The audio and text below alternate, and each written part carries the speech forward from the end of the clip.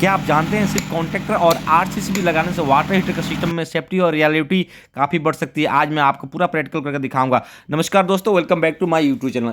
आज हम बात करेंगे एक सेंट्रल वाटर हीटर के बारे में। इस वक्त देख रहे हैं कि ये हमारा सेंट्रल वाटर हीटर, इससे पूरी बिल्डिंग में गर्म पानी की सप्लाई की जाती है। पहले इस सिस्टम में 3 पोल का थर्मोस्टेट सीधे हीटर का लोड कंट्रोल होता था। अब इसमें सिस्टम में अधिक सुरक्षित और भरोसेमंद बनाने के लिए मैं कॉन्ट्रैक्टर इंस्टॉल करूँ। कॉन्ट्रैक्टर इंस्टॉल करने से पहले हम पहले थर्मोस्टेट को रिप्लेस करेंगे। जैसे आप देख रहे हैं, ये हमारा 3 पोल का थर्मोस्टेट था, इसको निकालेंगे। इसके जगह पे हम जो लगाने वाला है सिंगल पोल का थर्मोस्टेट लगाएंगे, ताकि वो ओनली कंट्रोल सप्लाई हमें कमांड दे, कॉन्ट्रैक्टर को ऑन ऑफ करने की मदद कर रहे हैं। देख रहे हैं इस वक्त पुराने थर्मोस्टेट निकालने के बाद हमने नया लगाया और उसको सही तरीके से। अब हम जाएंगे सीधा जो कोयल है उसके टर्मिनल बॉक्स के पास। यहाँ पर आपको बता दूँ टोटल 6 लीड है, यानी यहाँ पर स्टार कनेक्शन हमने किया, साथ में RYB कनेक्शन दिया हूँ पावर के लिए। यहाँ पर बता दूँ आपको, जो थर्मोस्टेट का जो सेंसिंग पॉइंट होता है उसको हम अंदर डालें, उसको प्रॉपर कवर करेंगे ताकि कोई फेस वायर के साथ में टच ना हो। उसके बाद से जो कंट्रोल वायर का 2 केबल है उसको पहले हम अंदर की तरफ से डालकर खींच लिए ग्लैंड के साथ में।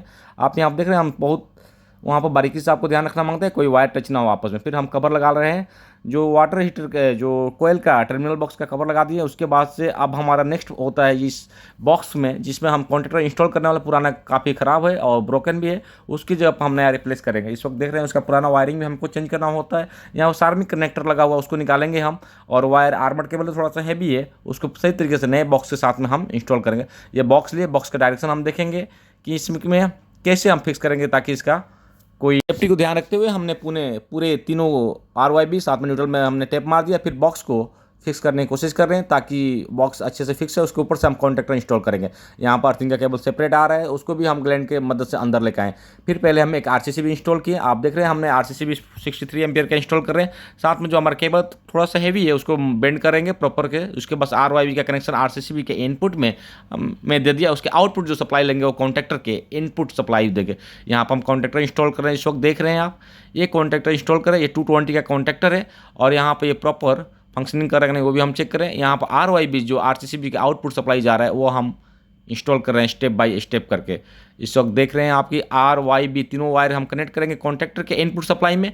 अब बारी आती है जो हमारा वाटर हीटर से, यानी जो कोयल से सप्लाई 3 केबल आ रहा है RYB, उसको हमको इस बॉक्स के अंदर लेना होगा। साथ में जो 2 कंट्रोल वायर मैंने लिया हूँ, वहाँ पर फ्लेक्सिबल केबल यूज़ किया है, ताकि 2 कोर का फ्लेक्सिबल केबल यूज़ किया है। यहाँ पर RYB के साथ में जो कॉन्ट्रैक्टर का आउटपुट सप्लाई है उसमें हमने 3 वायर कनेक्ट कर दिया।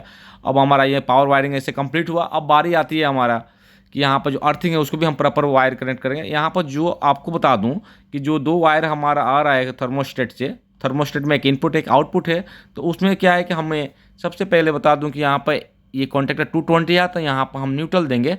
तो न्यूट्रल हम डायरेक्ट RCCB के आउटपुट से हम दे रहे हैं, इस वक्त देख रहे हैं। और फेस वायर है हम थर्मोस्टेट से कंट्रोल करने वाले हैं। आपको यहाँ पर बताना चाहता हूँ कि उसके हिसाब से हम मेजर करके वायर को काट रहे हैं, ताकि एक्स्ट्रा वायर हमें ज़रूरत न पैनल में नज़र ना आए। उसके बाद से हम न्यूट्रल डायरेक्ट दे दिए। फिर हमारा जो 2 वायर आ रहा है जो थर्मोस्टेट से, यहाँ पर सिंगल थर्मोस्टेट है तो आपको बताऊँ 2 वायर है, एक इनपुट एक आउटपुट।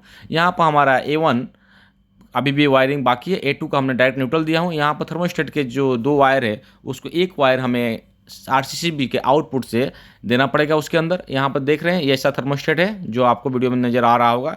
एक इनपुट एक दूसरा आउटपुट है। और आगे बता दूँ आपको कि यहाँ पर हमने RCCB से आउटपुट से तीनों में से कोई एक फेस से हम दे रहे हैं। यहाँ पर R के साथ में हम कनेक्ट कर दिए, और दूसरा केबल जो है हम कोई सा भी दोनों में से कोई एक केबल लेकर हम क्या करेंगे, कॉन्ट्रैक्टर के A1 टर्मिनल में कनेक्ट करेंगे।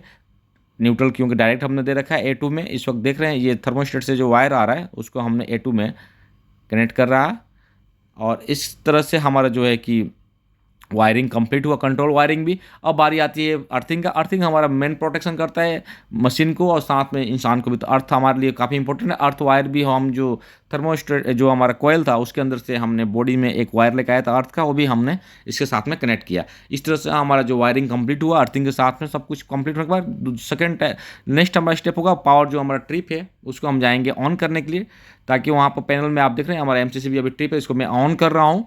ऑन करने के बाद वो डिस्कनेक्टर यानी आइसोलेटर स्विच में सीधा पावर सप्लाई हमको मिलेगा। फिर पैनल को वापस हम इसी क्लोज कर दिए। अब क्लोज करने के बाद आप देख रहे हैं हमारे यहाँ पे एक डिस्कनेक्टर यानी आइसोलेटर रखा हो, इसको जब ऑन कर रहा हूँ तो इसके अंदर पावर सप्लाई आपको शो कर रहा है। यहाँ पर हमारा पावर आ गया ऑलरेडी। मेन जो RCCB के साथ में जो केबल है RYB उसमें पावर सप्लाई हमको मिला देखने को, और आगे जो आउटपुट भी मिल रहा है। अब हम क्या करेंगे, यहाँ कॉन्टैक्टर हमारा होल्ड नहीं हुआ क्योंकि थर्मोस्टेट हमने बंद रखा है। अब यहाँ घुमाया थर्मोस्टेट तो कॉन्टैक्टर कैसे ऑन ऑफ हो रहा है आप देख रहे हैं, जिससे हमारा ऑन भी हो रहा है ऑफ भी हो रहा है। इस तरह से आप भी चाहें तो मॉडिफिकेशन कर सकते हैं पुराने वायरिंग को नए वायरिंग के साथ में। धन्यवाद।